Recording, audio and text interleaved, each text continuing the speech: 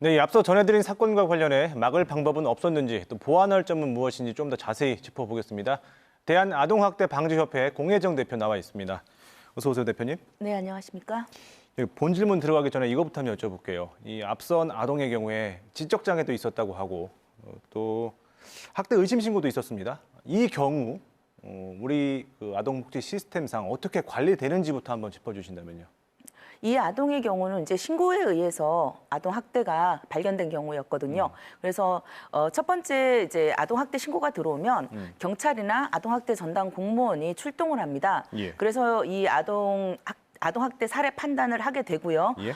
이게 이제 아동학대라고 판단이 내려지면 이 아동을 분리를 시킬 것인가, 아하. 그 가정에서 그냥 보호를 할 수 있도록 할 것인가를 선택을 하게 됩니다. 예. 그런 판단이 되면 이제 사례 관리를 위해서 아동보호 전문기관이 개입을 하게 됩니다. 그래서 이 아동보호 전문기관에서는 아이들을 쉼터로 보내거나 장기보호 시설로 보내는 그런 판단도 하게 되고요. 예. 그다음에 가정에서 보호되는 아이들을 위해서는 원가정 치료 프로그램을 하게 됩니다. 그래서 예. 아동을 치료하기도 하고 그 부모에 대한 상담과 교육이 들어가기도 합니다. 그리고 결국은 이제 이 모든 아동들에게는 가정으로 건강하게 돌아갈 수 있도록 하는 것이 최종 목표입니다. 예. 앞서 신고 얘기하셨고요. 이 신고가 되지 않아도 이 아이 같은 경우에는 한부모 가정에 또 지적장애를 앓고 있다고 알려져 있는데 보통 이제 위기 가정이라고 해서 관리가 되지 않습니까? 네, 그렇습니다.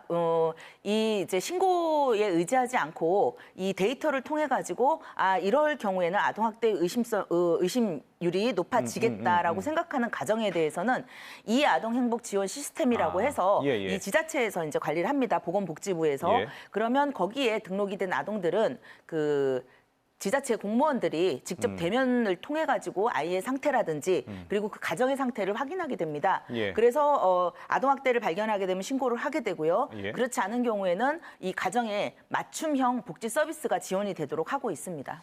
그러니까 말씀하신 거 들어보면 지금 시스템은 있는 것 같아요. 네, 맞습니다. 그럼에도 불구하고 이게 좀 제대로 작동을 안 한 것 같은데 이번 사례를 대표로 왜 이게 제대로 작동을 안 하는지 짚어주신다면요.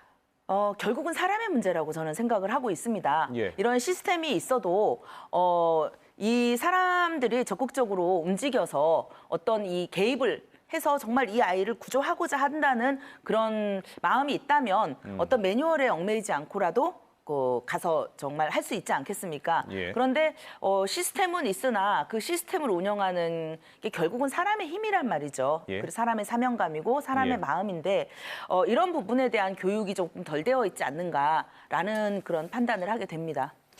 이 사실 학대나 방임이 의심될 경우에 좀 지자체라든지 공무원들이 적극적으로 대처하기에는 현행법상 그게 어려운 겁니까? 일단 이제 여러 가지 문제점이 있어요. 사실은 이 아동 학대가 발생할 때마다 정부에서 손 놓고 있지는 않았거든요. 네. 그 관계부처 장관 회의를 통한다든지 어떤 그 시스템을 개선을 한다든지 법과 제도를 고친다든지 굉장히 많은 노력은 해왔습니다. 그렇죠. 그래서 조금씩 개선은 되고는 있으나 그런데 이제 우리 현장에서 보는 사람들 입장에서는 무언가 개선은 되고 있는데 무언가 제자리인 것 같은 이상한 느낌을 갖게 되는 경우가 있었습니다. 예. 그것이 바로 구멍이 숭숭 뚫린 이 사람의 일이었다는 거죠. 그래서 이 사람들이 요번에 이 아동 같은 경우에도 보면은 모두가 알고 있었기 때문에 사실은 사각지대라고 볼 수는 없었습니다. 네. 그러나 모든 사람들이 이 아동의 상태를 알고 있었는데도 불구하고 적극적인 개입이 없었고요. 그리고 일단은 이 친권자가 거절을 하게 됐을 때 이걸 강제적으로 개입할 방법이 없는 겁니다. 이 아동이 정말로 정말 어떤 큰 상처가 났거나 예. 사망을 했거나 그랬다면 어떤 적극적인 개입이 있었겠지만 예. 육안으로 봤을 때 이 아이한테 상처가 없었다라고 했을 때 굉장히 소극적이 되거든요. 예, 예. 그럴 수도 있지. 이런 생각들이 결국은 끔찍한 결과를 가져오게 됩니다. 그래서 이 아동 학대에 대한 이 현장에 있는 사람들의 아동학대 감수성이라 그래야 되나요? 민감성이라 그래야 되나요? 이런 부분을 조금 더 올릴 수 있는 교육이 조금 필요하고요. 그리고 좀 강제력이 동원될 수 있도록 예. 이 강제력이라는 게 사실은 나쁜 거는 아닙니다. 예. 그렇기 때문에 이 아동학대는 의심만으로도 신고를 할 수가 있거든요. 그런데 우리는 그 의심을 굉장히 나쁜 의미로 생각을 하잖아요. 예. 제가 지금 그 질문을 드리려고 하는데 결국 권한의 문제 같은데 네네. 예. 권한이 없으니까 제대로 소극적으로 일을 하는 거 아니겠습니까? 혹시 그렇죠. 해외는 어떻습니까?